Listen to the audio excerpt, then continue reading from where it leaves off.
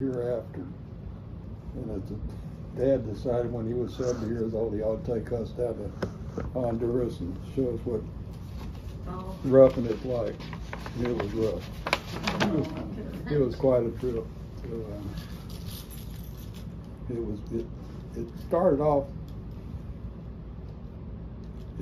really the good part, I guess, was when we rented a car because that's the cheapest way to get to Miami. And somebody asked Dad what airline you wanted. He said, Tan Airlines. The guy grabbed me by the hand and said, you got to be the bravest man in the world. So we rented a car to go to Miami, got to Miami, turned the car in at the rental agency because it was the cheapest way to get over there. And we get in, Dad can't find his passport. So the next thing, finally hunted all through the baggage and everything. They couldn't find it. Called Mom here in Fort Myers because she had taken us. No, we left the house. Well, anyway, she goes out and looks around. Here's the passport laying on the trunk of the car. And she'd been to her sister's house, Helen. It was Helen number 2 and Helen number 3. And she lived over off of Avocado in the back, and she drove with that passport laying on the trunk of the car. Well, anyway, we got through that part okay. We had to meet her at Carnstown, halfway to get the passport. So then it got bad after that. That was the good part. What year was that you made the trip? I don't know what it was. Oh. I don't know, but we were on Sandra Drive, so it had to be. Your dad was 70? Yeah.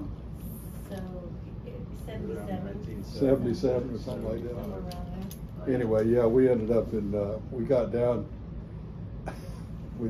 Tan Airlines finally got us to Honduras. And we said, well, we got to catch another flight to get over to La Ceiba or somewhere. And when we're getting off the plane, says, when's the next flight? Says, oh, there it goes. So we ended up, that was San Pedro Sula. And I don't know how long y'all want to talk. I can talk for a long time. We talk more about Fort Myers. How's Barb and George meet? What's that? How's Barb and George meet? He was, yeah, being Grandpa. They were, Dad was an actor. He had a nickname, Chink, when he was in high school for playing a Chinese man in some skit. Well, he liked little theater or whatever you want to call it. So anyway, he and Mom were invited to both be the hero and heroine or whatever, in some play.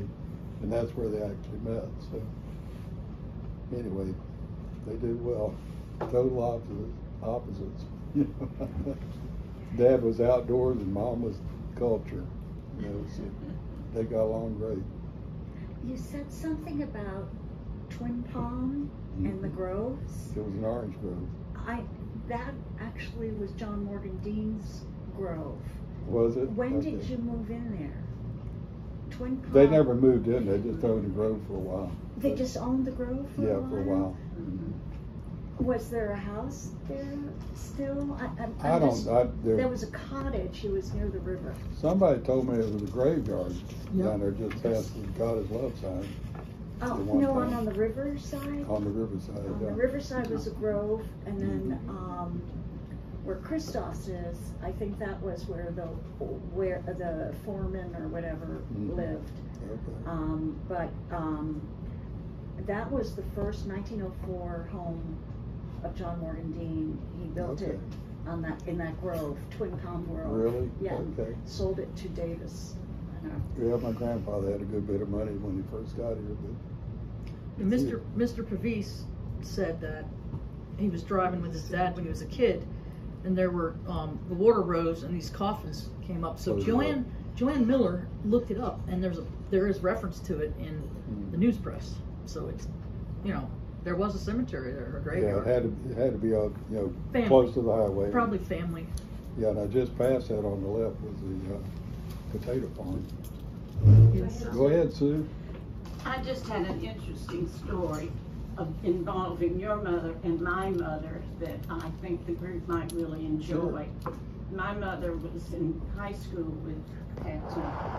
They did a lot of things together. My mother sang, and Barbara played the piano and sang, and they did a lot of things together. But at this time, they were juniors in Fort Myers High School, and they were in charge of the decorating for the junior-senior prom, or ball, or whatever they chose to call it. But around in Fort Myers, Mother said they just didn't have the decorations that she and Barbara thought they should have for this event. So Tamiami Trail had just opened up. This was 1928 when they were doing their junior senior. So Mother had the car. She and Barbara, Mother remembered the two other people. They decided they would drive across Tamiami Trail in the car, just the girls, to get the decorations for the dance. They were all of 15 and 16 years old. They drove over there some place they got all the decorations they wanted, and Mother said they had to stop along the way for the Seminoles sitting on the road, and then they'd go another distance and let the alligators cross. And it was dark, of course, night when they got back, and they're just toddling along on this rut road. They did their thing back in 1928. I just did a, Yeah, 1928 when Tamiami Trail opened, and so they decided they'd better go to Miami and get I these just decorations. did a little something on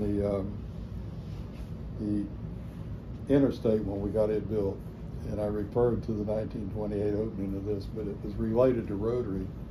The Rotary Club was founded in 1922 in Fort Myers, and one of their big issues was transportation. And you couldn't get to Miami from here, so that was one of the things they were pushing for.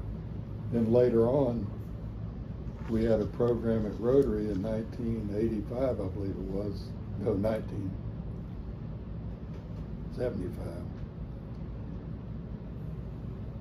But Frank was happened to be in state. He was state representative. He was chairman of the transportation acquisition, the money part of transportation for the state. His committee was he was the head of the committee. Well, he brought in the chief engineer of our Rotary Club and made a speech about all the transportation, what's going on, and at the end of it, Wayne Miller stood up and asked the guy when it was open for questions, when do you think we'll get I-75 open to Fort Myers? It had just been opened into into Tampa and dead ended downtown Tampa. I remember that, And, 1984 maybe? and Wayne Miller, It was closed when I came down. yep, so the engineer said 2006. And Wayne Miller quietly sat down, but as he told me later on, he thought about it. He says, that's not acceptable. So Wayne came back the next week and he had a plan. Our Rotary district ran from Newport Richie to Marco. All Rotarians are in this area, and you've got 40 clubs with 50, 60 guys in each club. Mainly your top community leaders are in it, so he said, what we'll do is we'll organize the whole district, because we need to bypass Tampa from about Newport Richie. If we get it to Marco, we'll be happy. So each one of us was assigned a club to go to. I ended up with the Ebo City Club. Go up and make a speech, to get them behind us. Well, our ace in the hole was Frank. Frank was the chairman of the committee that determines where the money goes for whatever project. Well, politicians still need support for their community, because once they moved it up, they were taking money from other projects around the state. So anyway, we were open in '85, 10 years later, instead of 26 or whatever it was. 06, you said. Yeah, so anyway, it was, that's how you get things done sometimes. I But remember anyway, that ride. it goes back, Yeah. it goes back to 1928, and the Rotary Club was involved in that project. Baron Collier paid for most of it. He built 6 stations along the trail, Mhm. and each one of them had a husband and wife. The wife took care of pumping gas and oil and taking care of the cars. The husband was given a motorcycle, and he patrolled the trail. And 2 of those guys got killed on their motorcycles. So anyway, that was, Rough territory. yep. When you were describing in 1919, they were leaving from Punta Gorda and ended up at Luckett Road. You know, it was before 41 was in, so. Yeah, the route was roughly along the railroad. Oh, okay. And then when you got to Bayshore Road, Uh-huh. North River Road, whatever you want to call it, you took a left and you went over to the Auger Bridge. And the Auger Bridge had been in for a couple of years at that time. And you That's crossed the river there. Really? Auger Bridge? Which, Olga. It's gone now. Oh, I know exactly right where it is. Yeah. And it's Okay. in it, Lindstrom or whatever. Auger Terrell. Road. Terrell. Street, you go Yeah. in and there's. Yeah, nothing. see, then Okay. you came in across Buckingham Road, past Riverdale, past, well, just about where this community center is there on, Stereo right by, Parks Group. no, Civic no, Center on Bayshore, at the end of Bayshore. Oh, No, Bayshore, no, no, okay. no, Oh, I'm sorry. talking about the community center, which is at Buckingham. Oh, Okay, on Orange River Boulevard, Oh, dead ends okay. into it. At that point, there were 6 Orange Grove, 6 packing houses along Orange River in that area. And that was the community school, I guess, at the time. It was a school, yep. Yeah. But anyway, Luckett Road, if you look at it, comes to that area. It doesn't, it doesn't go through now, but at that time it did. And remember, they had to get around the swamp that was at Dean Park because you couldn't get across the river.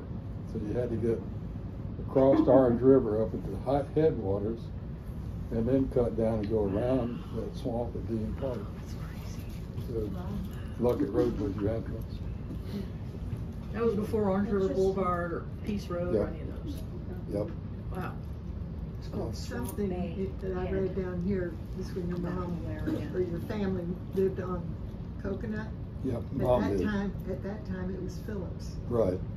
Named Yep. after She Tom grew up on Phillips, the Phillips. developer. And then they changed it to Oh, Coconut. yeah. The one- Yeah, that subdivision had an artesian well and all the houses were hooked up to it, so pretty nice. If you like artesian water, my wife's not she doesn't like washing her hair with it. Where do you live? Where do we live? Yeah, where- Edison Park. Before okay. Rice High School. Been there a long time. Sandra. Frank and I grew up in, Oh, I know all your neighbors. well, we were, for 5 years, my first 5 years, I was in Royal Palm Park in East Fort Myers. Okay. And Mom wanted me to go to Edison Park School, and so we moved to town. Pat, you were in the construction business. Yep. in your life. Will you describe for us some of the bigger projects you handled during your years? Huge one, sure. Doesn't take any time at all. Dad was